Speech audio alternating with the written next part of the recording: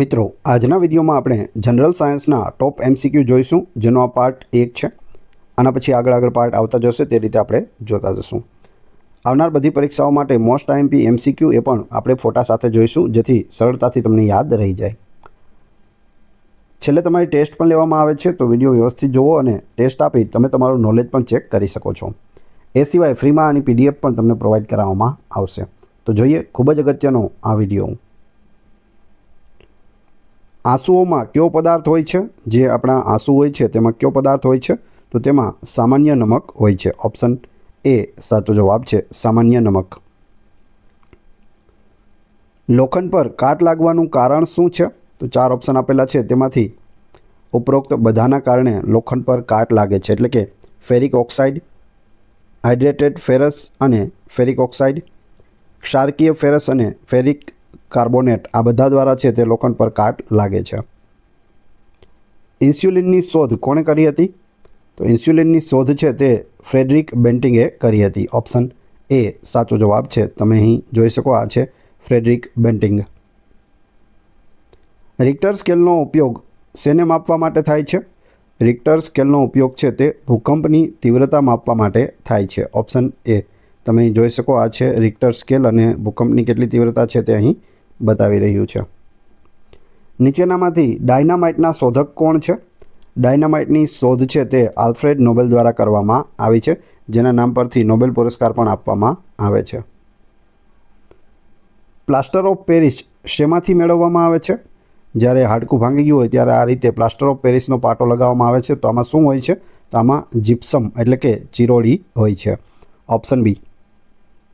દવા અને યુદ્ધમાં ઉપયોગ માટે કયા કિરણો પર નવીનતમ સંશોધન ચાલી રહ્યું છે? તો એ છે લેઝર કિરણો. Option B. લેઝર કિરણોનો ઉપયોગ યુદ્ધમાં અને દવામાં કરવા માટે નવું સંશોધન છે તે ચાલી રહ્યું છે. રડારમાં કયા પ્રકારના તરંગો હોય છે? જે રડાર હોય તેમાં તરંગો કયા પ્રકારના હોય?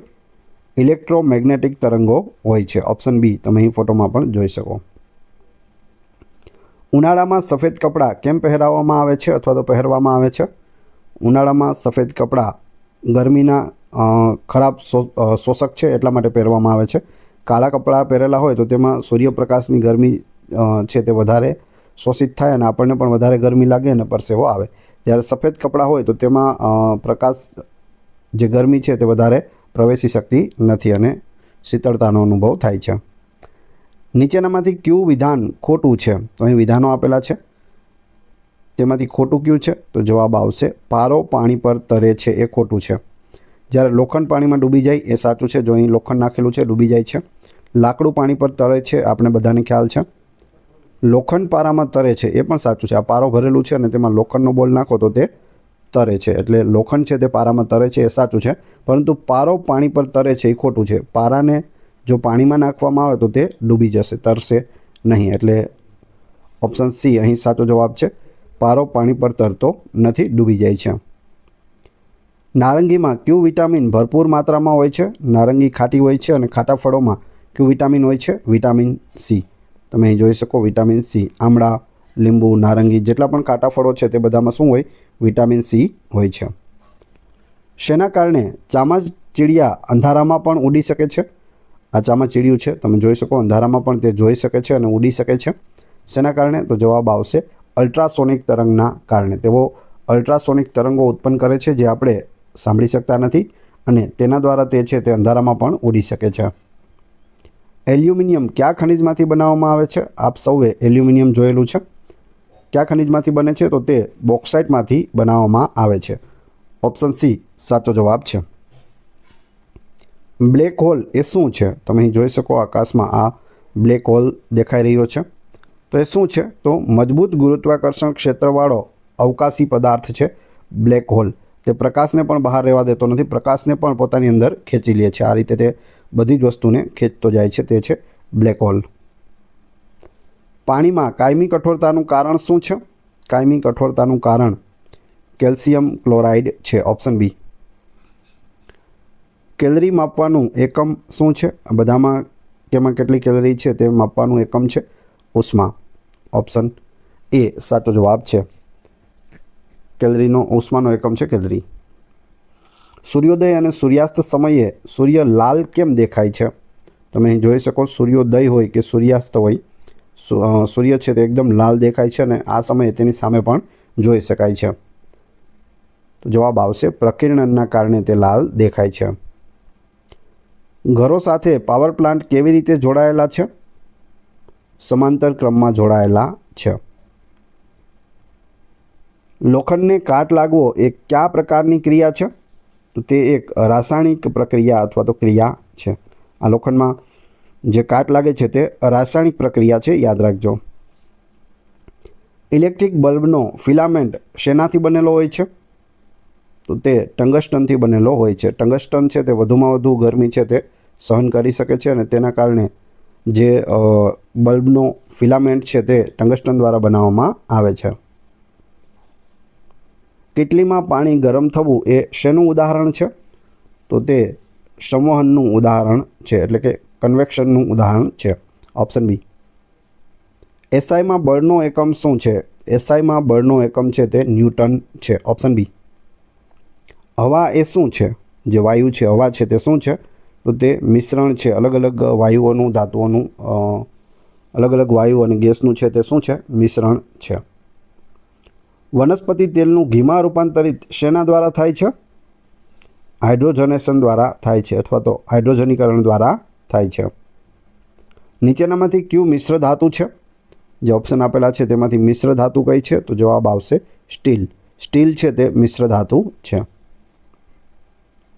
નીચેનામાંથી કયો બળતણ ગેસ નથી, એટલે કે બળતણમાં વાપરી શકાય તેવો ગેસ નથી? તો જવાબ આવશે લાફિંગ ગેસ. તે લાફિંગ ગેસ છે તે હસવા માટેનો ગેસ હોય છે, તે છોડવામાં આવે તો વ્યક્તિઓ છે તે હસવા માંડે છે.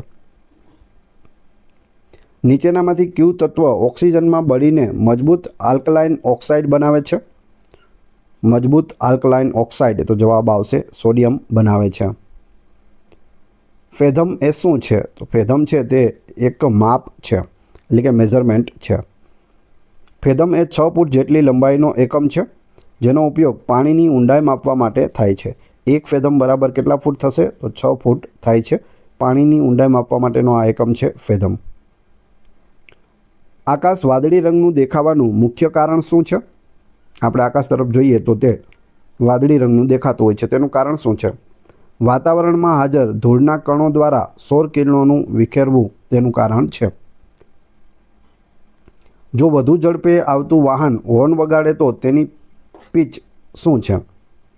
તો જવાબ આવશે તે વધુ સંભળાય છે.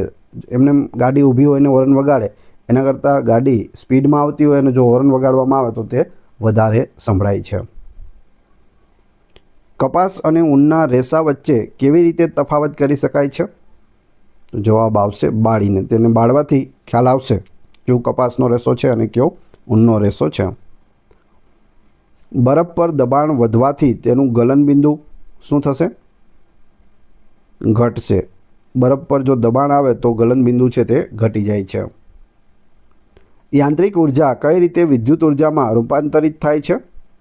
તો જવાબ આવશે ડાયનેમો દ્વારા. આંતરિક ઉર્જાનું વિદ્યુત ઉર્જામાં રૂપાંતર કરે છે ડાયનેમો.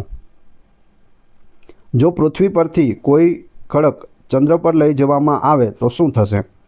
એક ખડક છે તેને તમે અહીંથી પોતાની સાથે લઈ જાઓ છો ચંદ્ર ઉપર, તો શું થશે? તેનું વજન ઘટી જશે, કેમ કે ચંદ્રનું ગુરુત્વાકર્ષણ છે તે પૃથ્વીના ગુરુત્વાકર્ષણ કરતાં ઓછું છે. સલ્ફરનો ઉપયોગ શેના માટે થાય છે? તમે અહીં ફોટોમાં સલ્ફર જોઈ શકો. તેનો ઉપયોગ છે તે ઉપરોક્ત તમામ માટે થાય છે, એટલે કે ડાયનેમાઇટ માટે, ગન પાવડર માટે અને બારૂદ માટે થાય છે. રાત્રે બિલાડી કેમ વધુ સારી રીતે જોઈ શકે છે? બિલાડી છે તે રાતના વધુ સારી રીતે શા માટે જોઈ શકે? તો તેની આંખોની જે પૂતળી છે તેની ખાસ રચનાને કારણે તે જોઈ શકે છે. Option B. કઈ ધાતુ ગરમીની શ્રેષ્ઠ વાહક છે? અહીં વિદ્યુતની શ્રેષ્ઠ વાહક આવશે. જવાબ આવશે ચાંદી. વિદ્યુતની શ્રેષ્ઠ વાહક છે ચાંદી. ઉનાળામાં લોકો પોતાના ઘરને સફેદ રંગવાનું કેમ પસંદ કરે છે? ગરમીના સારા પરાવર્તક છે એટલા માટે. આપણે કીટલી પર લાકડાનું હેન્ડલ કેમ લગાવીએ છીએ?